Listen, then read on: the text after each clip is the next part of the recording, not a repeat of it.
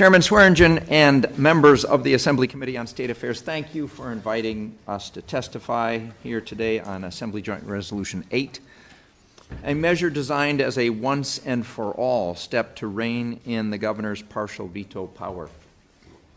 This isn't just a policy tweak, it's a chance to restore balance, to protect democracy, and to honor the understanding of the separation of powers so crucial for Wisconsin's Constitution.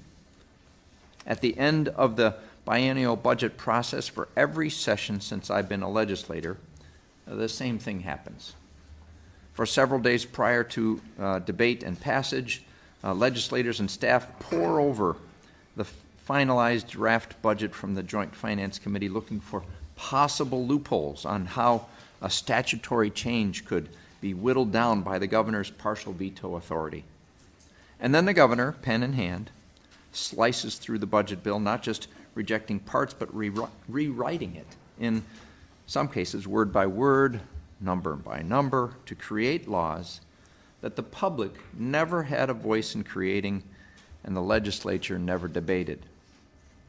That's the reality of Wisconsin's partial veto power, a quirk that makes our state an outlier in America.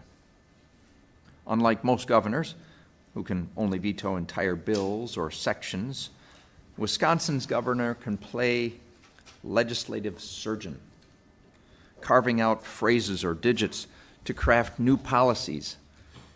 This isn't what our state founders nor those legislators who crafted the line item veto ever intended, and it's time we fix it. This proposal, this resolution, a proposed constitutional amendment on first consideration, is our chance to right this wrong. It's about stopping the executive branch from moonlighting as a legislature, a clear violation of the separation of powers that keeps our democracy strong. This isn't about picking fights or pointing fingers. Governors from both sides, Evers and Walker alike, have stretched this power beyond what Wisconsinites see as fair play. When Governor Evers boosted school funding with the 400-year tax increase, or when Governor Walker ended the levy limit exemption for school energy efficiency projects for 1,000 years, they turned the governor's office into a super legislature. That's not their job. The partial veto was meant to be a shield, a check on the legislature, not a sword to write laws.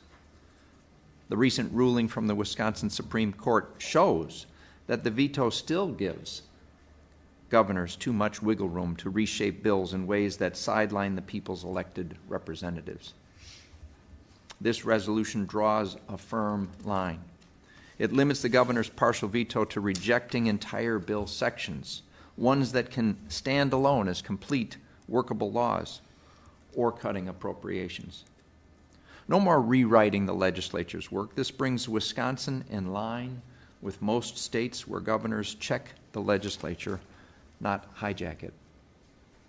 It's a reform rooted in fairness, transparency, and respect for the democratic process. Wisconsinites get it. Every time they've had a say through constitutional referendums in 1990 and again in 2008, they have voted to curb this runaway power. Pass AJR 8 in 2 consecutive sessions, and I'm confident that the people will again back this proposal. As Justice Jill Karofsky said last year, we are, quote, at a fork in the road. Do we keep letting governors play super lawmaker, or do we realign our system with the principles of checks and balances? The choice is clear. This isn't about one party winning or losing. It's about what's right.